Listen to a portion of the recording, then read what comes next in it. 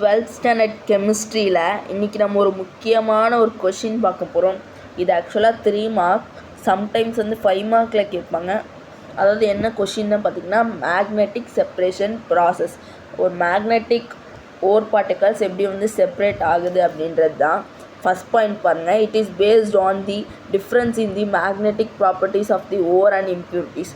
அதாவது ஓருக்கும் அதனோட இம்ப்யூரிட்டிஸ்க்கும் இருக்கக்கூடிய மேக்னெட்டிக் ப்ராப்பர்ட்டிஸோட வேறுபாடு காரணமாக தான் இது பேஸ்டாக இருக்குது. ஸோ இப்போ பாருங்கள், it's used to concentrate ferromagnetic course. இது எதை கான்சன்ட்ரேட் பண்ண யூஸ் ஆகுதான்? Ferromagnetic course. ஓகேவா? டின் ஸ்டோன் வந்து எக்ஸாம்பிள்னு போட்டு எழுதிக்கோங்க. அதில் புக்கில் கொடுத்துருக்காங்க, இதில் கொடுக்கல. டின் ஸ்டோன் எக்ஸாம்பிள்னு போட்டு டின் ஸ்டோன் எழுதிக்கோங்க, ஒரு பாயிண்ட்டை ஆட் பண்ணிக்கலாம். ஓகேங்களா? இப்போ டின் ஸ்டோன் என்ன ஆகுதான், உல்ஃப்ரமேட் இம்ப்யூரிட்டிஸ் கிட்டேருந்து செப்ரேட் ஆகுதான். புரிஞ்சுதா? பவுடர்டு ஓர் வந்து எலக்ட்ரோ மேக்னெட்டிக் கண்டெய்னரில் ஆட் ஆகி அந்த மேக்னெட்டிக் ரோலில் மூவ் ஆகுது. மேக்னெட்டிக் ஓர் வந்து அதாவது என்ன ஆகுதுன்னு நான் சொல்கிறேன் பாருங்கள்.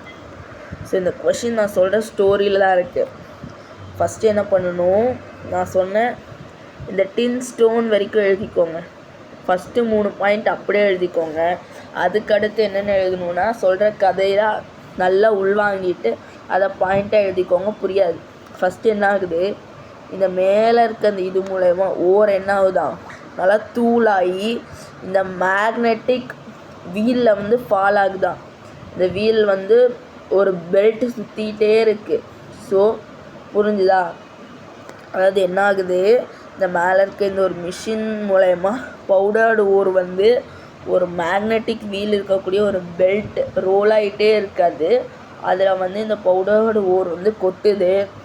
இந்த மேக்னெட்டிக் ஓர் வந்து அந்த வீலில் வந்து அட்ராக்ட் ஆகி அது என்ன ஆகுது, தனியாக போகாமல் இது வந்து மேக்னெட்டிக் ஓவரில் விழுகுது.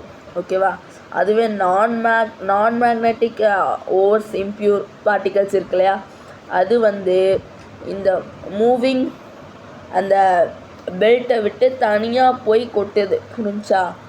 பவுடர்டு ஓர் வந்து இந்த வீலில் படுது, அது ரோல் ஆகுது அந்த பெல்ட்டு மூலயமா. மேக்னெட்டிக் ஓர் பார்ட்டிகல்ஸ் வந்து மேக்னெட்டுக்கு பக்கத்தில் விழுகுது. ஓகேவா? அதுவே நான் மேக்னெட்டிக் பார்ட்டிகல்ஸ் மேக்னெட்டுக்கு தள்ளி விழுகுது. அதுதான் இங்கே கொடுத்துருக்காங்க. இதுக்கும் இந்த டயக்ராம் இம்பார்ட்டன்ட். ஸோ அவ்வளோதான், இந்த கொஷினை ஈஸியாக முடிச்சாச்சு. நம்ம சேனலை நீங்கள் என்ன சப்ஸ்கிரைப் பண்ணலன்னா தயவுசெய்து சப்ஸ்கிரைப் பண்ணிவிட்டு வீடியோ பாருங்கள். அப்போ தான் எங்களுக்கு ரொம்ப யூஸ்ஃபுல்லாக இருக்கும். ஸோ அடுத்த ஒரு 5 மார்க் கொஷினில் பார்க்குறேன். இந்த பிடிஎஃபை நான் டிஸ்கிரிப்ஷன்லேயும் உங்களுக்கு நான் தரேன். ஓகேங்களா? நோட்ஸாக ஃபஸ்ட் கமெண்ட்லேயும் நான் உங்களுக்கு கொடுக்குறேன். இதோட லிங்க்கை போய் டவுன்லோட் பண்ணிக்கோங்க, இந்த கொஷினுக்கான பிடிஎஃபை.